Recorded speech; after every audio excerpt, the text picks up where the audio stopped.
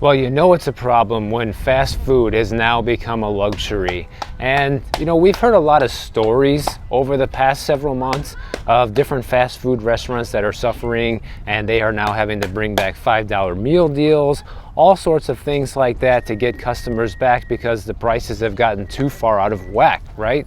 Well, now we actually have some sales data to back up this claim that fast food is not doing well with a couple of different companies. The first one I'm going to start with is McDonald's, and in a little bit we'll get to Starbucks, because both of them have been companies that were crushing it for the longest time. It was the go-to place for fast food. Starbucks was the go-to place for coffee. No longer the case. In fact, when we look at sales for McDonald's, the sales at locations who have been open at least 1 year fell 1% between April and June, which is the first decline since the final quarter of 2020. Obviously, they're going to see declines in 2020 when things were off the rails and nobody knew what was going on. Half the McDonald's were probably closed. You can't even go inside, right? So that really doesn't even count. And here's what McDonald's says. They say that even though the same store sales fell 1% and they saw fewer customers come in through the door, those people who did come in spent more because of higher prices. So even McDonald's themselves is now admitting that when their sales figures look good, it's not because you're getting more customers, it's because prices are higher, right? This is something that I've been talking about for months now, I think maybe even close to a year, about when they talk about how much revenue they make, it all looks good, but when they look at how many customers they have, it's not looking so good, and this is the reason why. And McDonald's says, listen, we've had to raise prices because the cost of paper, food, and labor has increased as much as 40% in some markets over the last few years. 40%, guys, but yet we're being told that inflation is at 3% right now. So don't worry, it's all good, it's coming down, but even McDonald's is telling you that it's really not all good because they are having trouble with this. But we know it's not just McDonald's. We're picking on McDonald's right now because they're the ones that just came out with this sales report that it's lower, right? But it's also Burger King, it's Wendy's, it's Starbucks, it's a lot of different fast food restaurants that are seeing less people coming in, spending less money. Or as McDonald's puts it, less people coming in spending more money because of inflation. Figured I'd come down here by the boats today in Sausalito. Such a beautiful day. As you guys can see, it's like 70 degrees out here and sunny. It doesn't really get much better than this.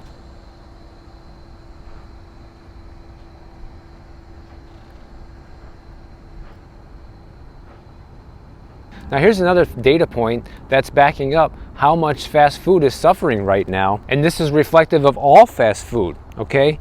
Customer foot traffic at US-based fast food restaurants fell 2% in the first half of this year compared to the same period just 1 year ago.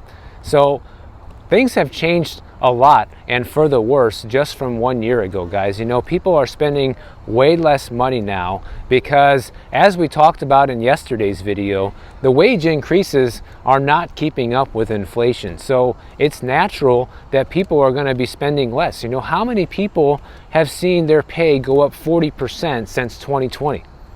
Not many, right? But McDonald's is reporting their expenses have gone up 40% since 2020. Now it's predicted that the foot traffic at all these fast food restaurants is going to continue to go down in the second half of 2024 as well, which isn't a big surprise considering everything we just talked about. These numbers are just going to progressively get worse before it gets better. Here's what the CEO of McDonald's says.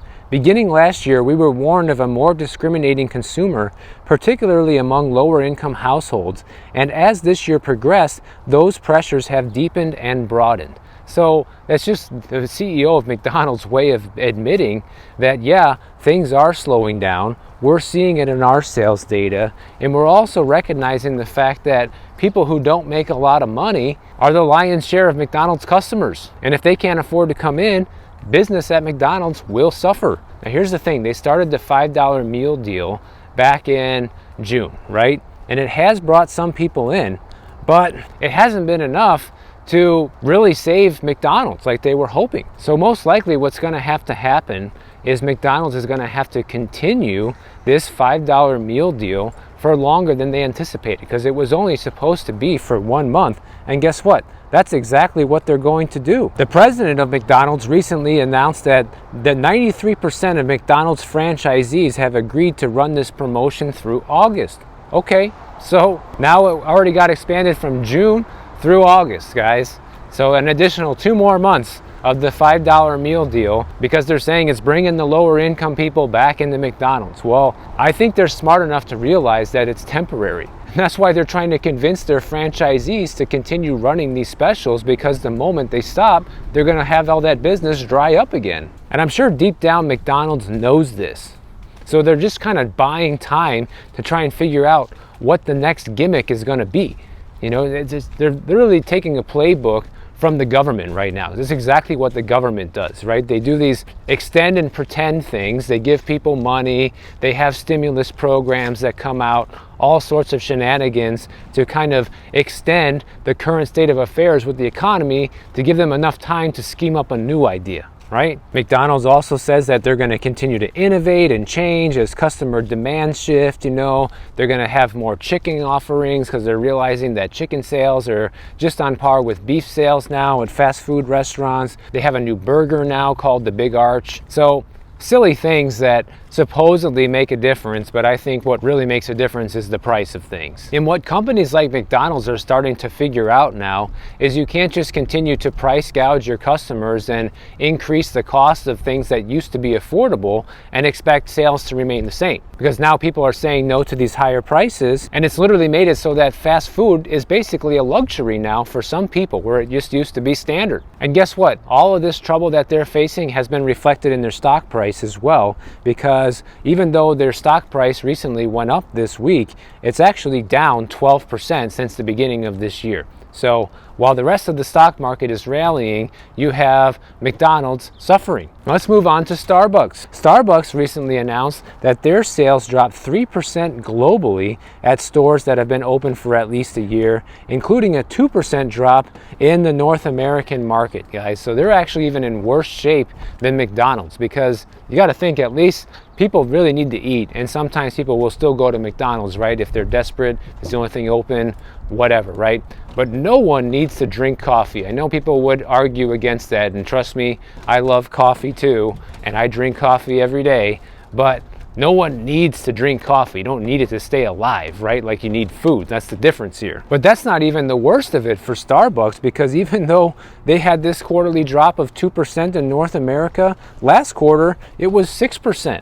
So they've been on the fall for a while now, and they've been seeing their sales drop for quite some time. So this is the second straight quarter of sales declines for Starbucks. And I'm not a huge Starbucks fan. It's not like I go there often or anything like that, but of course I've been to Starbucks several times in my lifetime, and I have noticed how consumer behavior at Starbucks has changed a lot. You know, people used to go to Starbucks, sit down with their computer and chat, meet friends there, maybe even work there for the day, things like that. But that sort of culture has shifted, you know, probably the pandemic had a lot to do with it. But now it's more like, yeah, we'll go to Starbucks and just grab a coffee and go, or just hit the drive-thru and not even go inside, right? So that also hurts their business too, because the more you have people hanging around, the more they're likely to purchase. And also, let's face it, it's much harder to make a cheeseburger and french fries at home than it is to just brew a cup of coffee. So as people look for things to cut out expense-wise from their budget, it makes sense that coffee is one of the first ones to go. And Starbucks is another one that's seeing some big financial pain this year, because their stock price has gone down 19% since the beginning of the year, guys. So while the overall market is doing well, companies like McDonald's and Starbucks are seeing double-digit plunges in their share prices. So what are they going to do? Well, they plan on basically pulling a page out of the fast food book and offering some too good to be true deals to get people back in the door, because that's a great permanent plan. So one thing they want to do is to try to find a few ways to increase the speed of their service to get more customers through quicker. And they also want to have some value meal offerings. And I have to tell you, like the last time I went to Starbucks was on my road trip, and I must have waited there like 10 minutes for just a regular cup of coffee. I drink coffee just black. I didn't go through the drive-thru because I wanted to go in and get a sandwich and sit down and just, you know, not be in the car for a little while. And so I did, but it took a while. You know, they had to brew the coffee fresh, which I appreciated because obviously there's nothing like a fresh brewed cup of coffee. But at the same time, waiting that long to order a cup of coffee was kind of a surprise. I wasn't in a hurry or anything, but it wasn't really a fast experience either. So now what they're doing is they're offering a pairing menu, which is where they offer you a drink and a breakfast item for $5 or $6. So pretty much the same thing as McDonald's is doing, but actually giving you less for your money. You're only getting a small little bit of food and a cup of coffee with this. But they're claiming that it's working and that their multi-item orders are starting to surge, which I guess makes sense, right? Because everybody's looking for value right now. And that's what a lot of these companies have lost along the way. They used to all offer, you know, a decent value. And when people were not paying fortunes just to be able to live, people had extra money to go to McDonald's and to Starbucks and things like that. But you know what's interesting is not every single business has to do this right now. They all don't have to just, you know, bring down their prices or offer these value meals to continue doing well. You know, we've seen companies like Chipotle continue to do well, but another one, which is a burger chain in direct competition with places like McDonald's, Shake Shack, they're also doing well. In fact, Shake Shack recently announced that they have no intentions of lowering any of their prices at their restaurants, guys, because business is going so well right now. Check out the sea lions.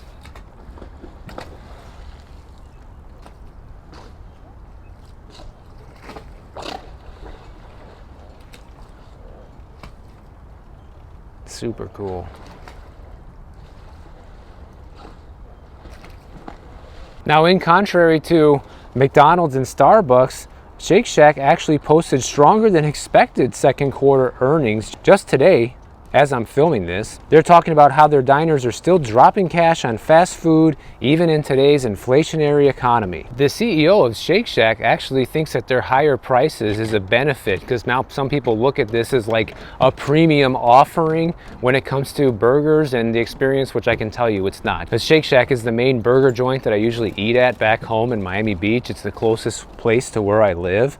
And you know, there's also another aspect to this that's not being mentioned that I want to bring up as somebody who has eaten a lot of Shake Shack before. You know, people are not just looking for value with price, but people also want value with experience. You know, for example, when I go to Shake Shack in Miami, one of the things I like about going there is the experience. Like, they are actually very quick. You know, I mentioned in my last fast food video or in one of my videos here about how slow the In-N-Out burger was here in Marin. Okay, I waited there for a good 15-20 minutes before we got our food, which is very slow for a fast food restaurant. But I can go into Shake Shack in South Beach and they can be slammed. You can be waiting in line and you can have your food in 10 minutes or less, guys, like every time.